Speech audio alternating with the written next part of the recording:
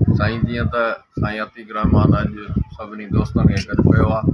ऐं साईं जी वॾी महिरबानी जंहिं ते अवतार सभिनी दोस्तनि खे करायो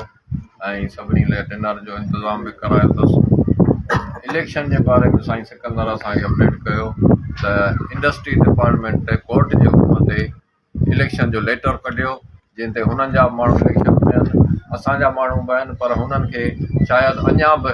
2 साल कढणा आहिनि। 2 सालनि ताईं अञा हू चवंदा असां तोसीअ करायूं ऐं हुननि खे सौकाल्ड अॻु ई जेको आहे सो इंडस्ट्री करे चुकी आहे ऐं असां चाहियूं था त तव्हां सभु गॾिजी साईं सिकंदर वारा सभु गॾिजी इलेक्शन जे तरफ़ वञूं ऐं जेके हुकूमती पॉलिसियूं असांजे मथां नाफ़िज़ कयूं वयूं आहिनि, क्लस्टर हब, इहे बि असांजो जेको आहे सो प्राइमरीअ जो वजूदु असांजो ख़तमु कयो पियो वञे ऐं उन प्राइमरीअ जो जॾहिं प्राइमरी न हूंदी त असांजी पेटे हलप किथां हूंदी। जॾहिं प्राइमरी असांजी हूंदी त पोइ पेटे हलप रहंदी ऐं इन लाइ तव्हांखे इहो अर्ज़ु आहे साईं सिकंदर साहिबु त महिरबानी करे जेकॾहिं तहरीक में वञो त भली तव्हां हुननि खे बि दावत ॾियो, सभिनी खे दावत ॾियो ऐं तहरीक में वञो ऐं उस्तादनि जे हक़नि लाइ उथो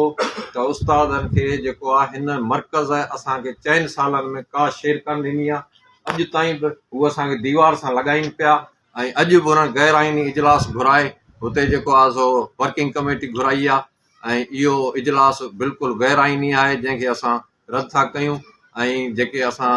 सिंध में कैनाल ठहनि पिया उन्हनि जी बि असां भरपूर मज़म्मत था कयूं। वधीक साईं जी महिरबानी।